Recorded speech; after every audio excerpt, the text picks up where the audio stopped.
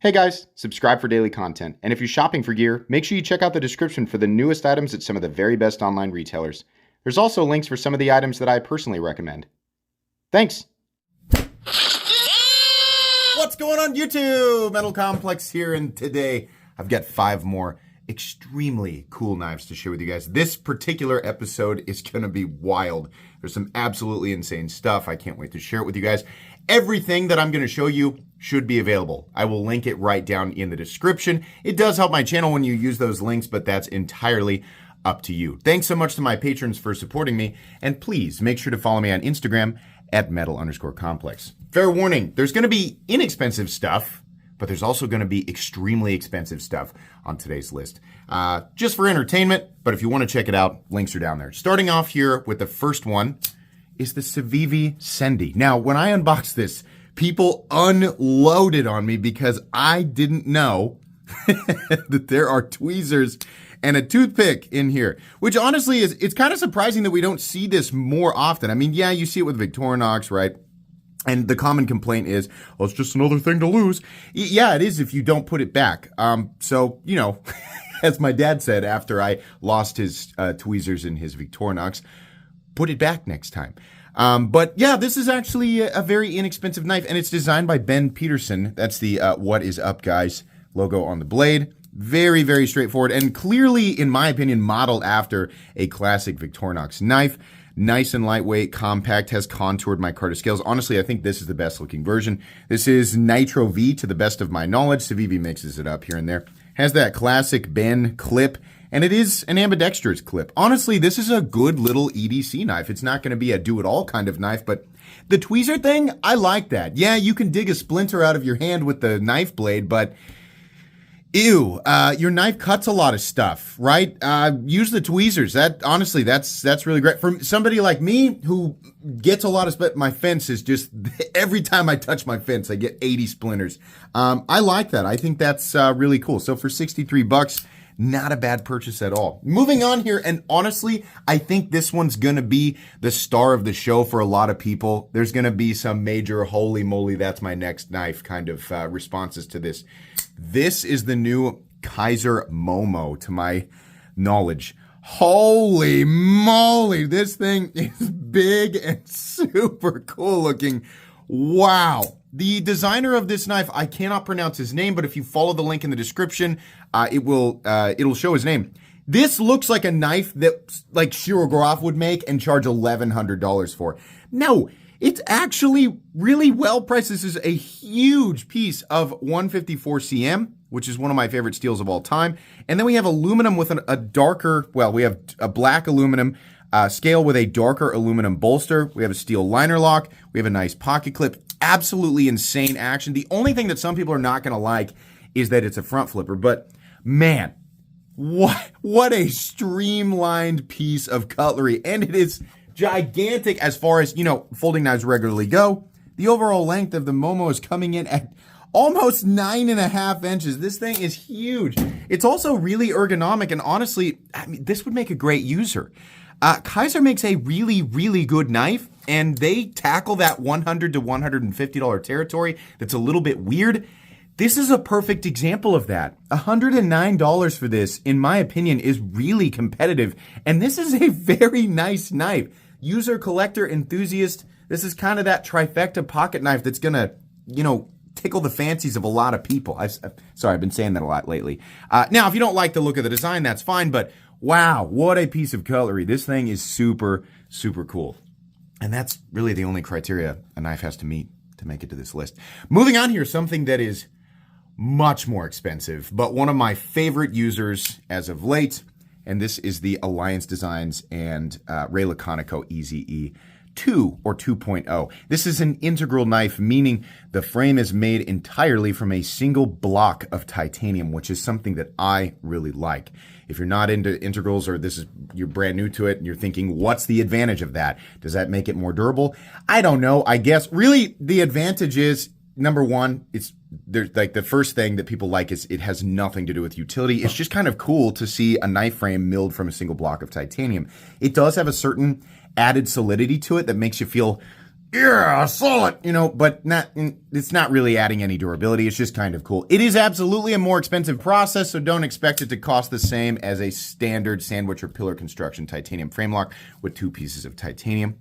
But yeah, it's cool. The other thing is, it is very, very easy to disassemble and maintain because there are no body screws. It's literally just the pivot screw.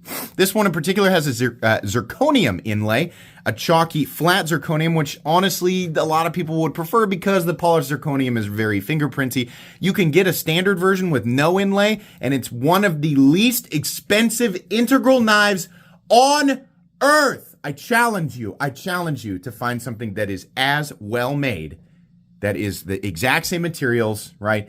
And it's for less money. I'm telling you right now, the Easy E2.0, it's LMAX. In this case, we have a compound tanto and then an integral titanium frame. I want to say it comes in under $400, which is kind of insane, right? Sorry, the stutters come out when my mind, goes to macaroni town. I'm sorry, but really, really impressive. And while it is kind of awkward ergonomically behind the flipper tab, choked up, it's pretty good. Truthfully, I just really like the look of this thing. Ray Laconico has really modern, streamlined looks in his designs. And I like the compound tanto. I'm a big fan of LMAX steel. Honestly, it's kind of like, to me, it's like S35 and S45 VN. I like it a lot more than M390 for its balance. I don't put potential edge retention up on a pedestal. I like the balance of the composition. And it just works really well. Now, the downside is because this is a tanto, you do have to sharpen 2 separate edges. And we have a slight curvature to this one, and then this one's straight. So over time, that corner is going to look a little funky. But hey, that's a minor thing in my opinion.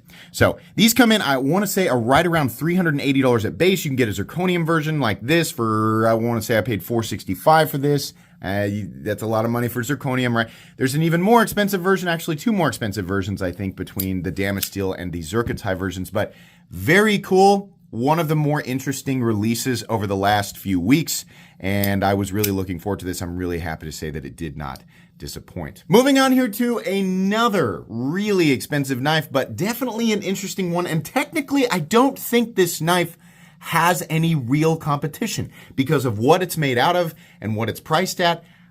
It's just absolutely bizarre to me. So this is the KATU KST1 in, get ready for it, Damascus polished zirconium and Sanmai DLC coated ZDP 189.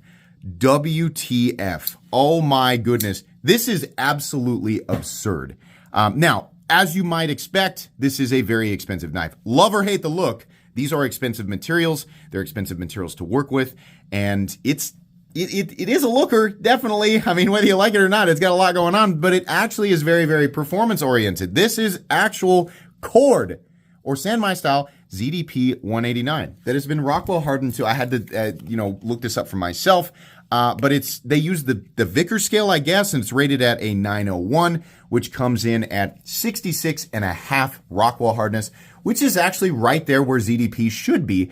And it's also impressive because the DLC coating, which is an actual DLC coating, usually brings the Rockwell hardness down a point, compared to not having it coated. So the fact that they kept it in optimal range is really, really cool. And on top of that, it's got a jacket. So this is really a wild blade. Honestly, the inlay work, and by the way, there's another version of this knife that's the exact same thing. The Z1 is in Zircotai for the exact same price, which honestly, if you're going to do this, go for the Zircotai. You might as well. It's already got zirconium on it. But I mean, hey, if you like their Damascus, honestly, it's pretty cool. If you're new to Damascus, Zircotai, what the heck is that? It's titanium Damascus that anodizes at different rates, so you get all these different colors and things. The other side is just a standard titanium frame lock. Honestly, a little bit boring, but you do have a zirconium pocket clip, which they kind of ruined by putting the designer's information on there, but okay.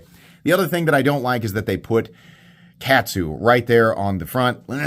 Keep the branding off of it, or keep it minimal, especially when you're going to do something like this. The reason I say this knife doesn't really have any competition is because I don't think there is another knife on the market that is bringing all of these materials together for this price. Normally, these are the types of materials that you see on, European or American custom knives.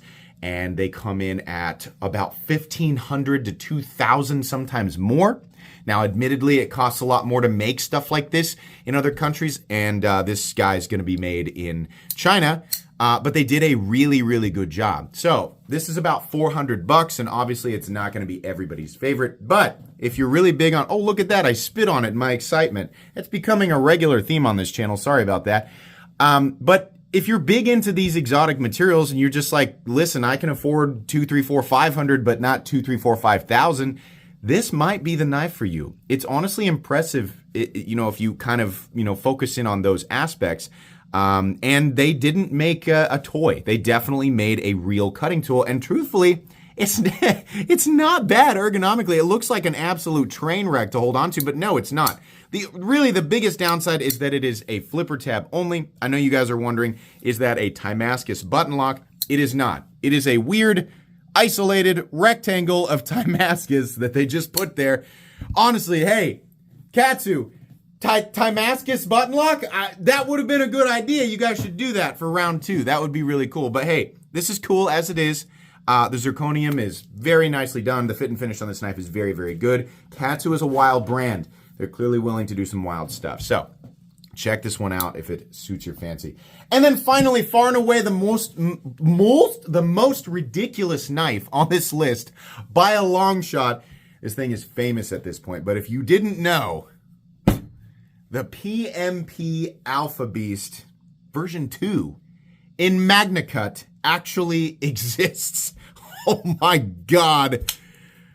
What is there to say that hasn't already been said? This is literally a 1-pound folding knife. The blade is legitimately MagnaCut. The old ones were D2 or Damasteel. I still have mine. But we also have like a crosshatch pattern on these. If you want it, they still do smooth. These are not made in China for round 2. These are made in Italy, which is part of the reason that it costs so much money. The first round of these, the base versions, were $500. Now, however you look at it, it's a lot of material. The blade is literally 0.4 inches thick. That is one of the thickest blades to ever be on a folding knife. At least, honestly, I think it's the thickest production folding knife in existence. I know that there's some customs that get thicker, but this is absolutely insane. What is the reason for that? That looks completely and totally unusable. It is. There's literally no reason for this other than, haha, thick knife, funny. That's it. That was their whole goal, and they did it. These things are $800. And it's because, number 1, it's MagnaCut, and number 2, it's made in Italy. Right? Now, that's a lot of money for a pocket knife. Do I think it's justified? Nobody needs this. Nobody needs this. Absolutely not. Is it cool? Oh, God, yeah. There is no knife in my collection. I have a few people here locally who know what I do, and they like to come over and just look at my knife collection because there's so many different things. There's so many things that people have never seen in this room. This knife has put more smiles on more faces than anything in my collection. Literally, all the crazy OTFs, the crazy mirror polish, this or that. The PMP Alpha Beast, this knife, people don't know mentally what to do with it. It's just, they've never comprehended an object like this could possibly exist, right? I mean, there's a lot of like really, knee-jerk reaction stuff that people say about the PMP Alpha Beast. Scientists were so preoccupied with whether or not they could, they didn't stop to think whether or not they should. This is fun. It's cool. It doesn't take that much brain power to understand why this exists. It does not exist because the modern knife community needs this. There's no real job for this, right? Just get a fixed blade. That's my other favorite one. Yeah, of course, right? Just get a pry bar. Get anything else. The reason people pick stuff like this up is because it's funny. It's because it's silly, right? I mean, and if you got $800 burning a hole in your pocket, it's going to be very, very few people. I'm glad that this exists, but I'm not going to recommend this for any other reason than if you love massively overbuilt knives. It is made well, right? It's solid. It's huge. I mean, like, it's definitely gonna, it's gonna give you that feeling you're after. If you are all about overbuilt knives and you've got $800 budgeted for specifically something like this, You will absolutely love this. It will be your favorite thing to sit in bed and flip while you watch Netflix or whatever it is you're watching. Reacher, probably. It'll be your favorite thing. For literally everybody else on the planet, there's a lot you can do with $800, right? So spend your money responsibly. Let's go back over these again. Once again, we have the PMP Alpha Beast version 2, made in Italy and Magna Cut. We have the KATU T1 version of this knife, the KS T1. We have the Alliance Designs and Ray Laconico EZE V2. We have the Kaiser Momo. I would open these up. They're too small, and you guys have already seen them.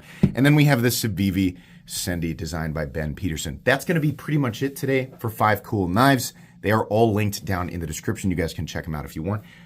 Please make sure to follow me on Instagram at metal_complex. If you enjoyed this video, leave a like. If you'd like to check out my other content, I do, of course, have lots of videos of knives that are either expensive or inexpensive that I do or don't like, so check those out. And if you enjoy my content, if you enjoy all my content, go ahead and click on that Metal Complex logo right there and subscribe, because there's definitely more coming. Thanks again for watching, everybody, and have a great day.